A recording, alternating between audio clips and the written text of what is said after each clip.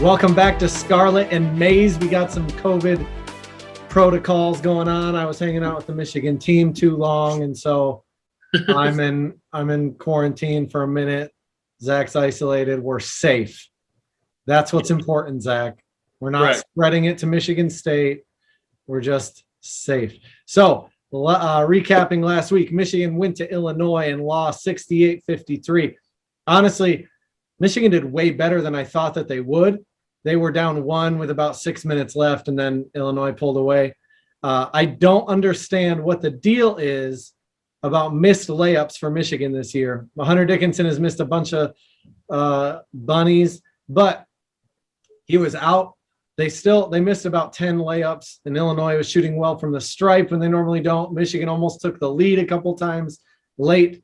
To be honest, I thought it was pretty crazy they were in this game. They had a walk-on guarding Kofi Cockburn a lot of the time, or 6'7" redshirt freshman Jace Howard had to guard him. And it was pretty close until, 5-6 minutes left when Illinois started pulling away.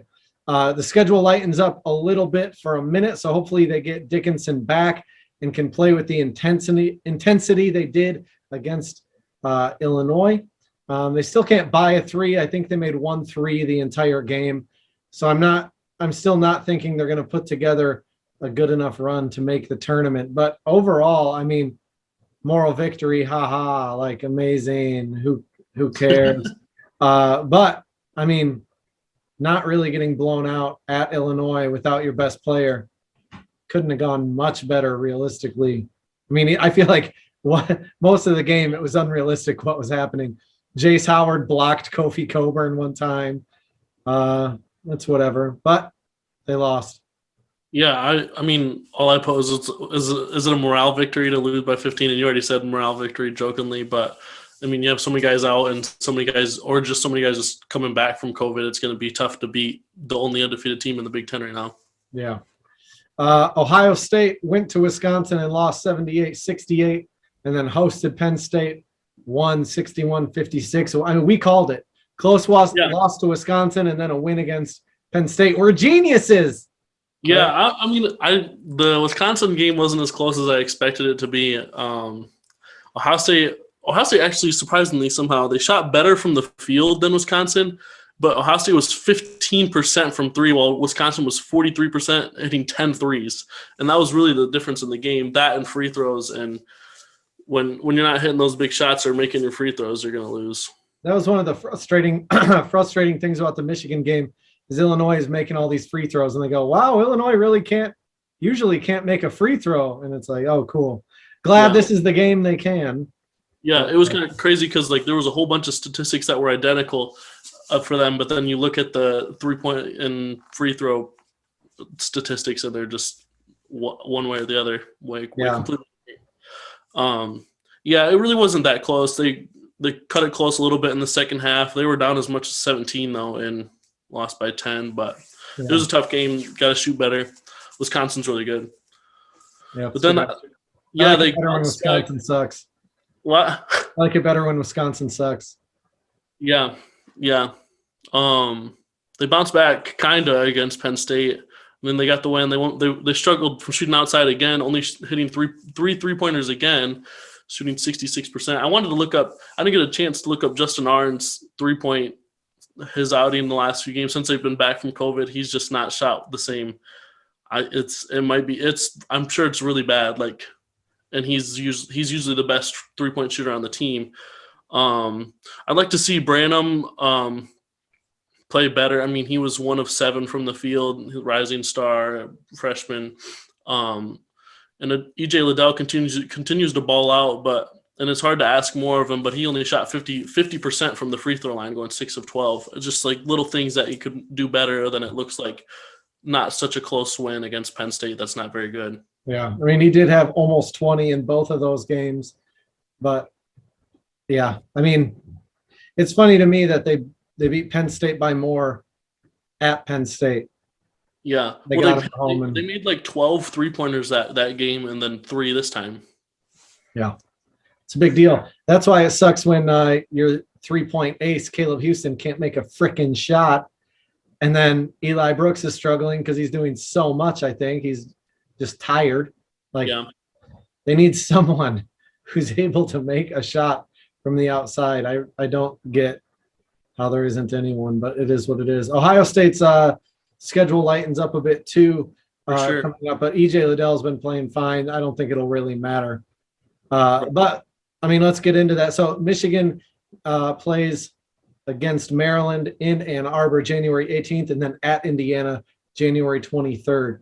So I said I'm not thinking Michigan will put a run together, but for them to prove me wrong, it really has to start here. They can't keep losing games. Dickinson or not, you've got to win these games. There's very little room for error. Also, I thought if I would have said this at the start of the year, I would have thought either something is worse than it is now, or I would have been joking, but Jace Howard should start over Caleb Houston until Caleb Houston starts making some shots.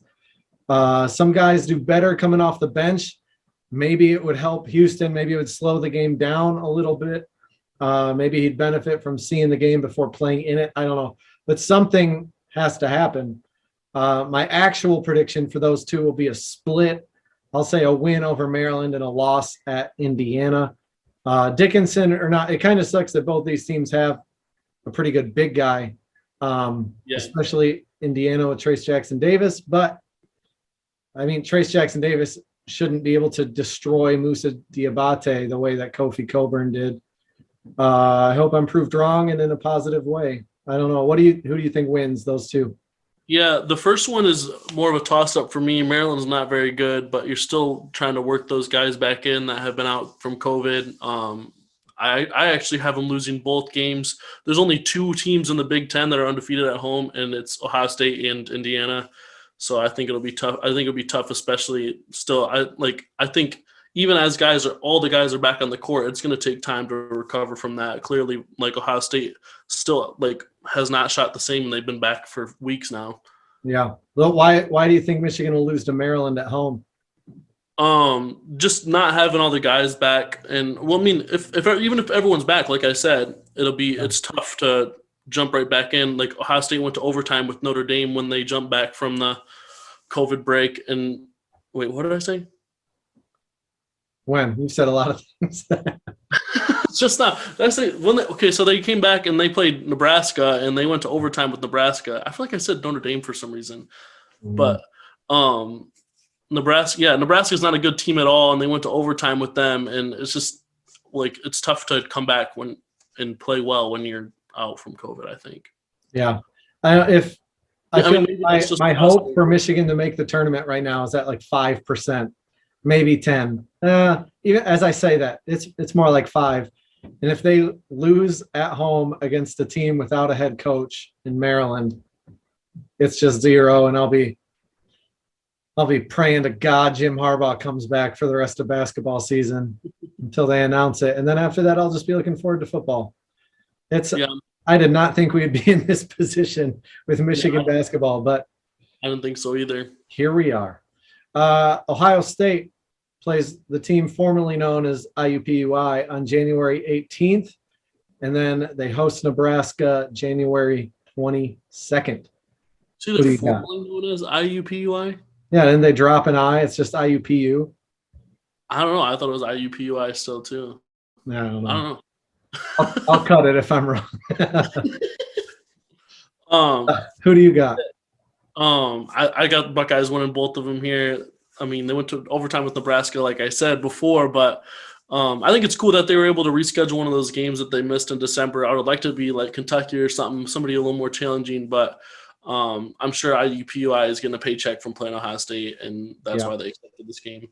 But I mean, IUPUI, I was looking them up. They're not good at all. Like Ohio State should win by 30, and then Nebraska, almost the same boat. They're probably not as bad. They're not as bad as IUPUI, obviously, but Nebraska's not good. Yeah. So you say they should win. By the way, I was wrong. It's still IUPUI. I don't know where I read that, so I'm just wrong. But you say they should win by 30. Do you think they are able to blow a team out? I think they'll blow IUPUI out. Yes. Okay. I looked up their schedule when they put them back on the schedule. I looked up their record when they put them back on the schedule, and I was like, they're really playing this team. I think at the time they had like 2 wins, and one of them was like a Division III team that they had played for some reason, and I was like, oh man. This might be the ultimate test of can Ohio State blow someone out. Yeah. I mean, they had a couple early in the year, but Yeah. I think it's funny how many of their games are close. I would take a close win over a Michigan loss any day. So whatever. Right. Yeah, I got Ohio State over both. If Ohio State doesn't blow out Nebraska in Columbus or IUPUI, I might seriously downgrade Ohio State a little bit.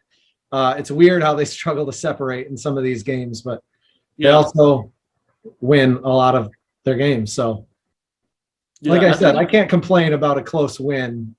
I think it kind of rides with EJ Liddell a little bit. Is why games are so close. Is like he kind of like kicks it into another gear when he needs to and hits those shots needs to hit at the right time. But he's not hitting those, then the games are closer. Yeah. When he's not in that next gear. Right. Do you have any Big Ten thoughts? Yeah, I was looking at the standings. I was like, Rutgers is in the top 5. That's crazy. I mean, they got Geo Baker and a couple other guys. Ron Harper Jr. It's still early. They beat Michigan. Yeah. They beat Purdue. They're higher in the Big Ten standings than Purdue right now. Rutgers I don't think they'll finish higher. Rutgers to the tournament. Let's go. Yeah. I think that's cool. And then this isn't necessarily Big Ten takeaways or anything, but 9 ranked teams lost on Saturday. That's insane. Wow. Yeah, that's wild. Yeah. I mean, a lot of them there were a decent amount of top 25 teams playing each other, but a good handful of them were unranked teams. Did you watch the Michigan State game? I watched the end of it, yeah. I mean, that was my only Big Ten thought. They got 18 chances in the last 3 seconds.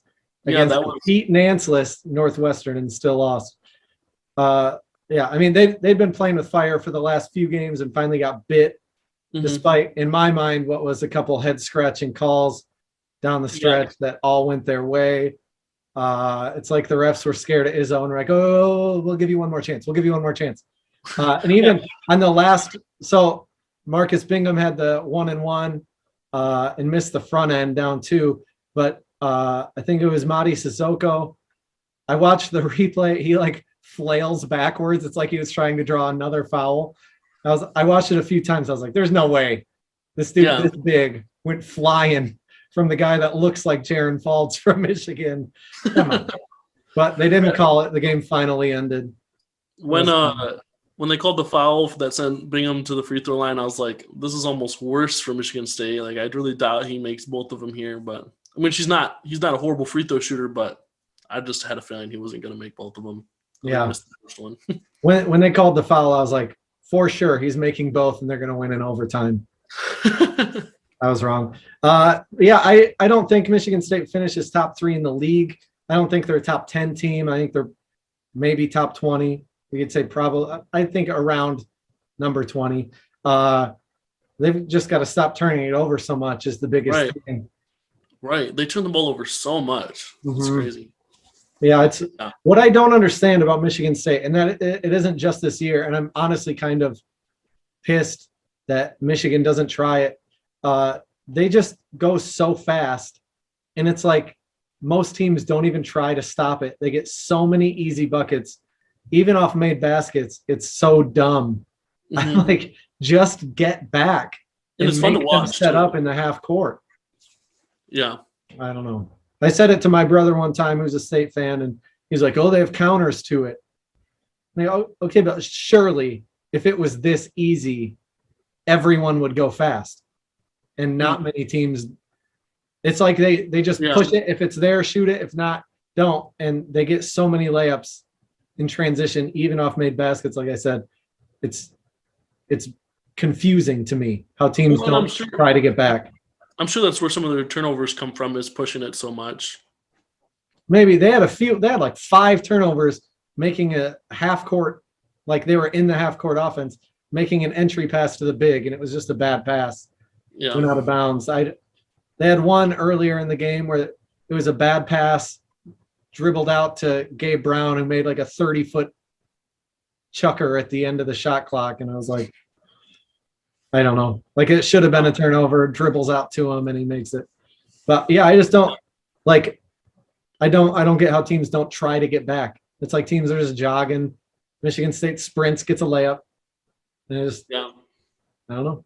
Whatever. Way to go, Tom Izzo. No one stopped it yet, so why take it out of the playbook? I don't know. Whatever. Yeah. Yeah. Well, with that, hopefully next time we're in person. Yeah. I can't go to Quality Dairy, so buy your cider, your donuts. There's no cider. Buy your donuts, your snackies, all at the lovely Quality Dairy. All right. Go We'll see you Buckeyes. next time. Go Blue.